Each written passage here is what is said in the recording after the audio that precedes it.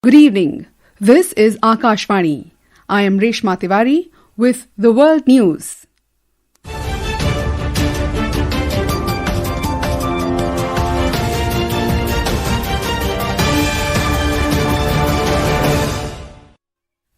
The headlines. Anti-government protests continue across Iran as authorities escalate response.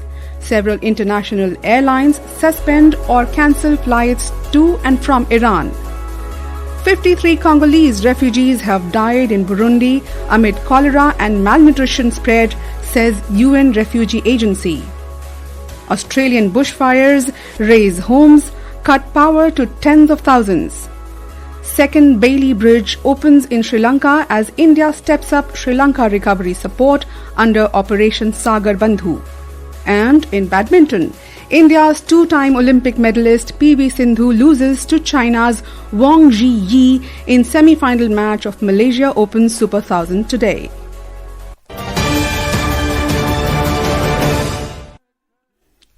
Iran has been gripped by increasingly large protests which entered its 14th day. The Iranian army said today that it will safeguard strategic infrastructure and public property as the government has stepped up efforts to quell the country's biggest protest in years. The Iranian military statement came after US President Donald Trump issued a new warning to Iran's leaders.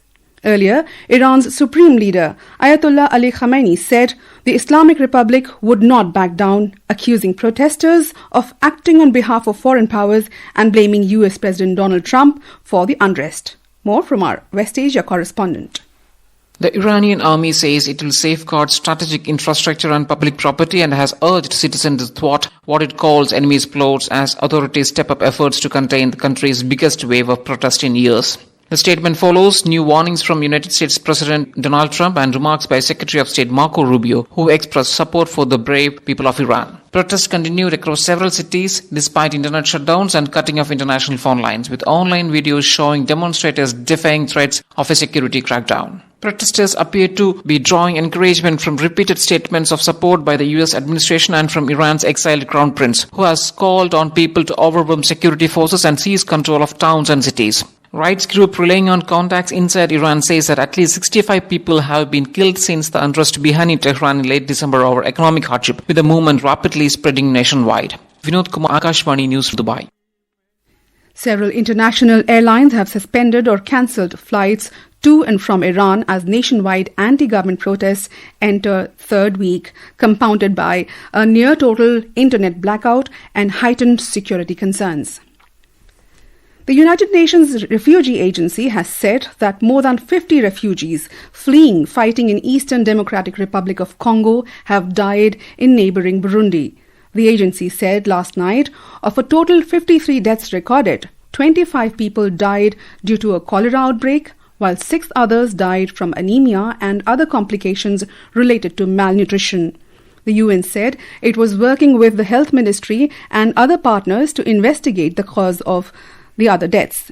It said more than 1 lakh Congolese have sought refuge in Burundi since fighting near the border intensified in early December and rebels seized the town of Uvira. US Secretary of State Marco Rubio has said he plans to meet with Danish officials next week to discuss the future of Greenland, a semi-autonomous Danish territory. Rubio's comments came after the Trump administration revived its push to acquire Greenland. He told lawmakers this week that President Trump plans to buy Greenland rather than invade it. While in an interview to a private media channel on Wednesday, Vice President J.D. Vance again declined to rule out the use of military force.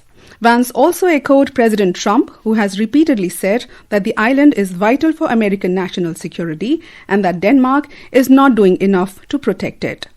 Meanwhile, the Danish Foreign Ministry said that it could not immediately confirm whether a meeting with Mr. Rubio would take place.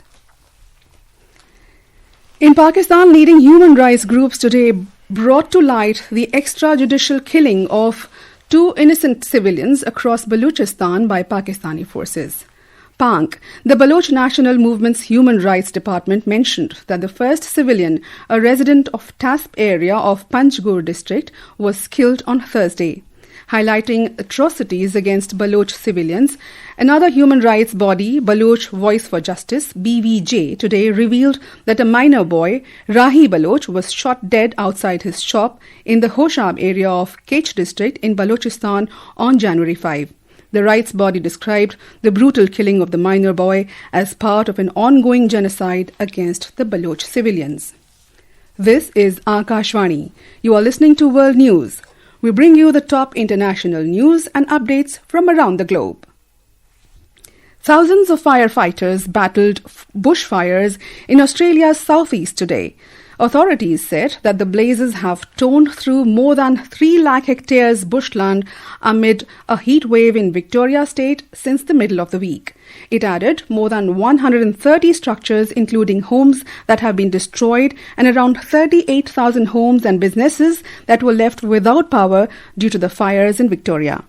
In a televised remarks, Prime Minister Anthony Albanese expressed concern and said the nation faced a day of extreme and dangerous fire weather, especially in Victoria, where much of the state has been declared a disaster zone. Rural Fire Service said in New South Wales that several fires close to the Victorian border were burning at emergency level as temperatures hit the mid-40s Celsius. With the inauguration of the second Bailey Bridge, India continues its reconstruction efforts in cyclone-hit regions of Sri Lanka. More from our Colombo correspondent.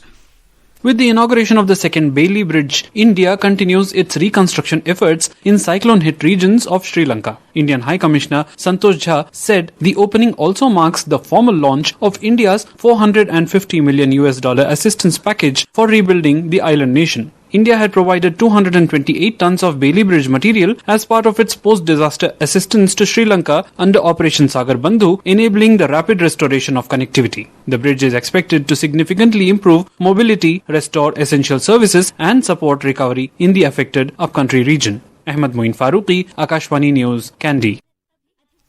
The 53rd edition of the New Delhi World Book Fair 2026 opened today in New Delhi. The 9-day fair brings together over 1,000 publishers from more than 35 countries. The event was inaugurated by Education Minister Dharmendra Pradhan. During his address, Mr. Pradhan said, books are a carrier of knowledge that bridges generations, preserves the memories of civilizations, and gives direction to the society. He noted that in the digital age, the government's priority is to make knowledge accessible and inclusive. Digital युग में हमारी प्राथमिकता है In the digital age, our priority is to make knowledge accessible and inclusive, where language does not act as a barrier but becomes a bridge.